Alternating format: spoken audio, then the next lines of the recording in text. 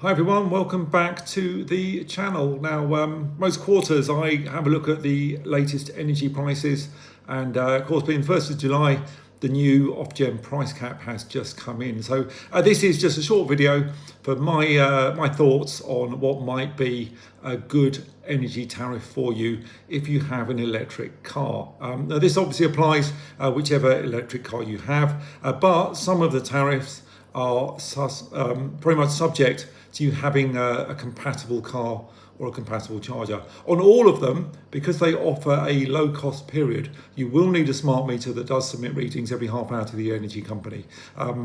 Now, a lot of us have smart meters already, and since I switched over, it has been beneficial. Saves crawling around under the bushes trying to take gas meter readings for me. So it's been a good thing, and I've had no issues at all with meter readings. Okay, so just to let you know, I've had a look through Fuse, British Gas, EDF, EON, Octopus, Tomato, and I think there was another one in there that wouldn't let me get a quote very easily, so I gave up on that one quite quickly. I got a little bit impatient. Anyway, let's start off with what is good. If you're using most of your energy during the daytime, you don't do high miles, you just do a bit of charging overnight. And that charging cost, you want to just keep it down without paying a penalty by paying more than the standard variable rate during the day. Now the winner on that one is consistently EDF, and once again they're coming in pretty good. Now down on the south coast here in the southern region, their electricity price about 25.6p per kilowatt hour, and they are charging your car for only 9 pence a kilowatt hour. So very competitive pricing, and you get 5 hours of charging with them. So that is a good tariff, and it is especially going to suit you if you are home during the day, using most of your electricity during the day, or if you're driving a small efficient car that doesn't do a great deal of mileage, so you don't need a huge amount of charging up at home. Now there are a couple of other companies that will offer 5 hours of charging overnight in a fixed window. One of them is British Gas, and they're pretty competitive as well. Their day rate is 26.3 against 7.9 overnight for that 5 hour period. So again, this is as you're starting to move towards a little bit more charging and a little bit less daytime use. That one might work out as a good compromise. Apologies for glancing over to the side, but I've got the price list kind of propped up next to the iPad from my research earlier. So after British Gas and EDF, I did look at Fuse Energy. Now Fuse is fairly new to the EV tariff market. They advertise a lot on one of my favourite podcasts. So I thought I'd look them up and see what they do. It's not a company I've spoken about before when I have mentioned tariffs. A very good rate, 27p by day, only 5p at night. So that is the cheapest car charging on the market.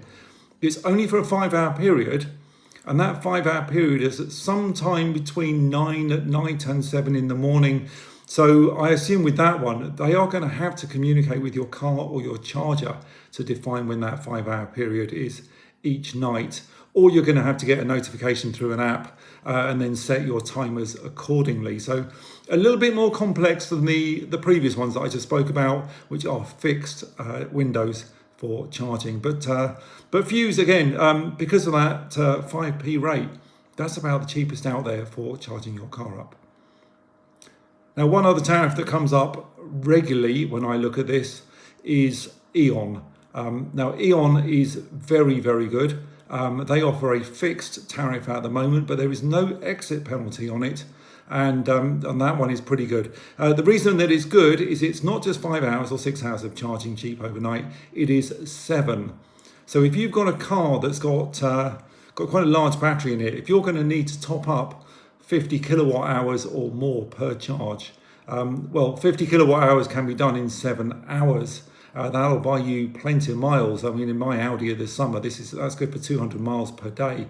So that is very good. They are competitive on pricing, and it's very cheap. 6.7 pence for that 7 hour period, and their day rate is a little bit inflated. It's at 28.5. So I do reckon that EON Next Drive is an excellent tariff.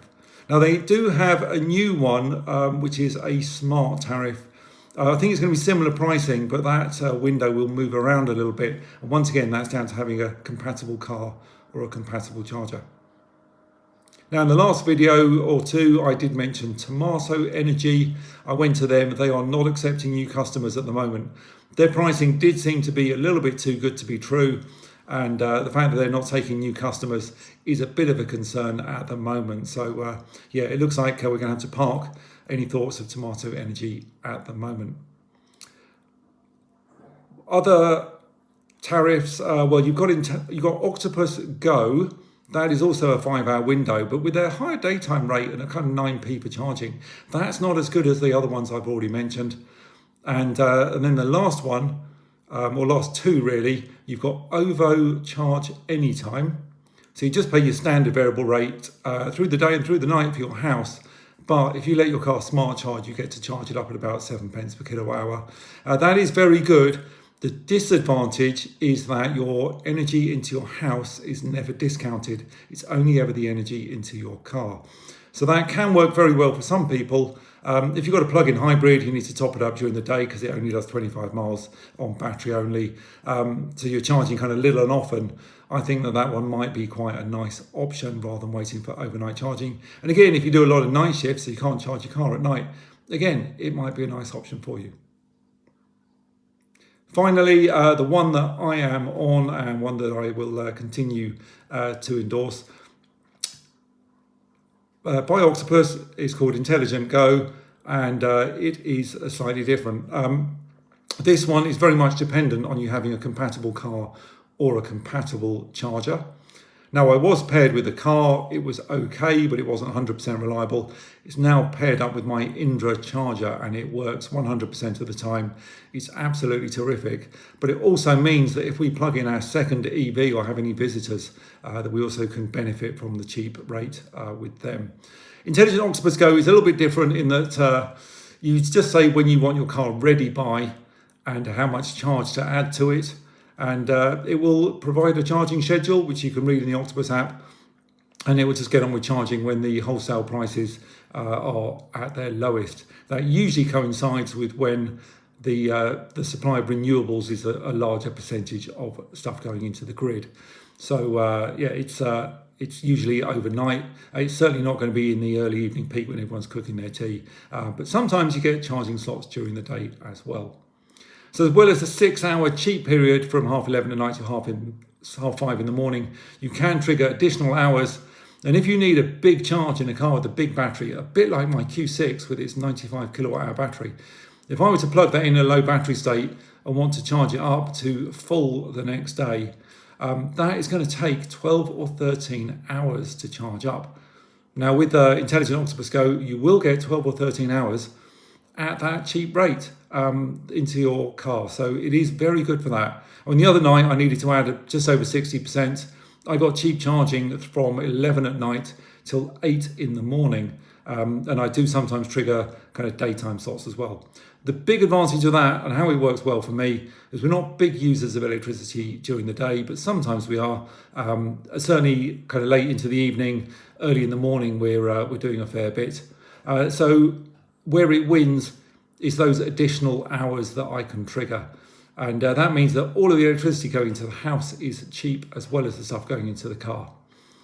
So I reckon Intelligent Octopus Go is a very good tariff for people who do a bit more miles or have a big battery or tend to do kind of long trips on a fairly regular basis when you're going to need to do a lot of charging in any one session. Next best for high mileage users, as I said, EON would be very good. And if you're a low mileage user, EDF I think is going to be the way to go. If you want to understand a little bit more about Intelligent Octopus, how that might compare with OVO Charge Anytime, I have done a video specifically comparing the two. Now, even if you're not making the comparison with OVO, it might be worth a watch if you're looking at switching over to Intelligent Octopus, because I think it does explain things reasonably well and you should be able to get your head around how it works. If you're interested in switching to Octopus, there is a referral code in the description for this video. You click on that, you get £50 off your first bill. I get £50 off my next bill as well, which is very beneficial to us both. So I just want to be open and clear about the fact that that is going on. Although this isn't a paid endorsement, there is a benefit to me if you go through my link. So once again, thank you very much for watching, and I will keep you updated as energy prices change. If you use any of those companies, you're pleased or upset with your energy provider, please pop something in the comments. Let me know how you go with it, and yeah, keep me up to date with how things are going. Again, if you become aware of any new tariffs, do let me know, because I can make a little short update video and give a bit more information. Thanks once again for tuning in.